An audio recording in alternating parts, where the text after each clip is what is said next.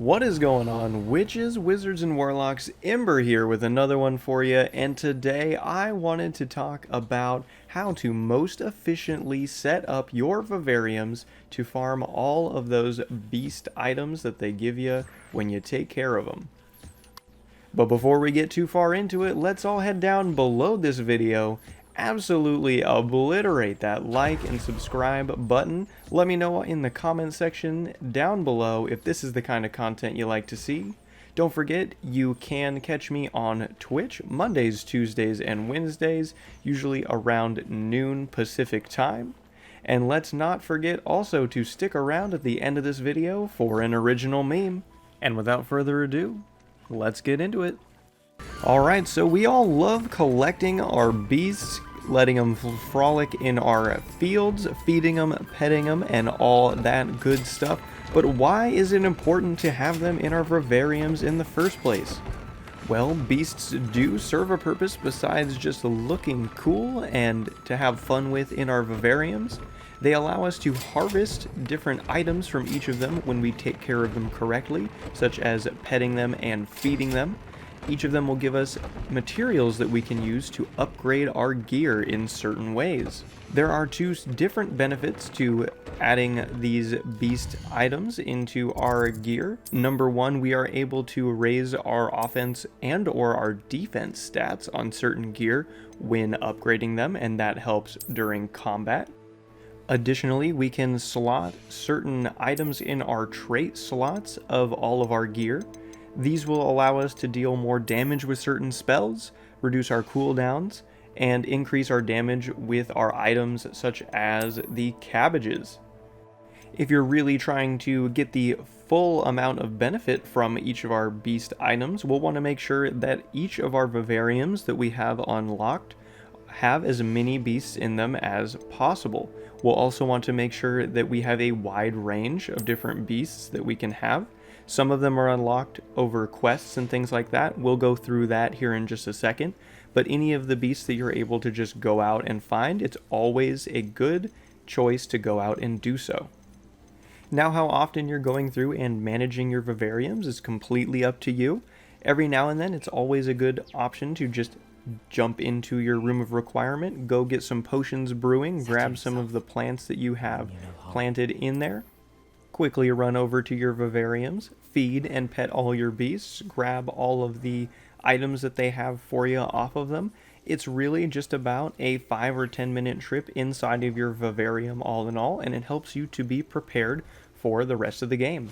Now, depending on the difficulty that you're playing the game on, it may be a little more or a little less worth it to make more or less stops to your vivariums, but just play it by ear. If it feels like the gameplay is getting a little bit too difficult, maybe make a trip over to your vivarium, upgrade your gear, come back and see if that doesn't make a difference for you. I bet it will. Now let's go through a list of all the beasts that are in the game, and I'm going to break these down into easy beasts that you can pretty much go out and catch right away, up to some more difficult ones, and then even some beasts that are locked behind quests progression. So some of the easier beasts to catch are puffskeins, mooncalves, nifflers, and giant purple toads. All these beasts run across the ground and are pretty easy to keep within range when using your knapsack. These easier to catch beasts will usually give you items that will be used to upgrade the first couple tiers of your gear, or maybe to add some level 1 trait sockets to your armor. So the beasts in the medium difficulty tier to catch, these beasts will usually have more than just 2 or 3 different progress bars to get through when trying to catch them, and they may or may not be a little bit faster or harder to get a hold of and might require a Levioso or 2. We will also have our first couple flying beasts in here, and so those ones might be a little bit more annoying to get your hands on early game, but they are the Duricaws, Neasels, Floopers, and Jabbernauls.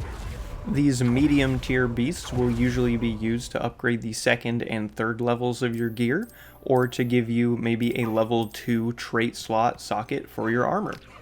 Moving on to the more difficult beasts to catch, these ones are usually large flying mounts or ones that are running very quickly across the ground. You'll need to use spells such as Arresta Momentum or Descendo for these beasts, and they include the Unicorn, the Hippogriff, and the Thestral. These beasts will usually be able to upgrade your gear with their items to the maximum levels or to give you the highest possible trait socket available. And finally, there are two more beasts on this list, the Phoenix and the Graphorn. These beasts are unlocked to you for your Vivariums via quests. So the Phoenix is tied to the quest for Deke, and the Graphorn is tied to actually the main story quest, and you might not see that one until close to the end, unfortunately. So what might you do if you have a piece of armor that requires a Graphorn horn or a Phoenix feather, and you don't have those beasts unlocked? Well, fear not. You can actually head down to Brood and Peck in Hogsmeade, and you can purchase those items individually. Of course, once you're able to unlock those beasts for your Vivariums, I would no longer recommend purchasing those items from Brood and Peck, but if you don't have those unlocked, it's your only option at that point in the game. Now let's make sure we're utilizing our Vivariums to their fullest potentials. I have some numbers here so that we know just exactly how many of each kind of beast we can have in our Vivariums. By the end of the game, we will have access to 4 total Vivariums. Each of those Vivariums have 12 beast slots in them. That makes a total of 48 beast slots in all. There are 13 total beast species in the game that we can grab. However, one of those species is the Phoenix, and you're only able to get one of them.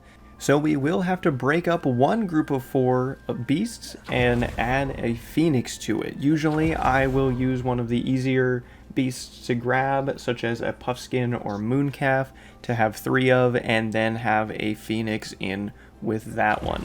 And unfortunately, that is all I have for you for now.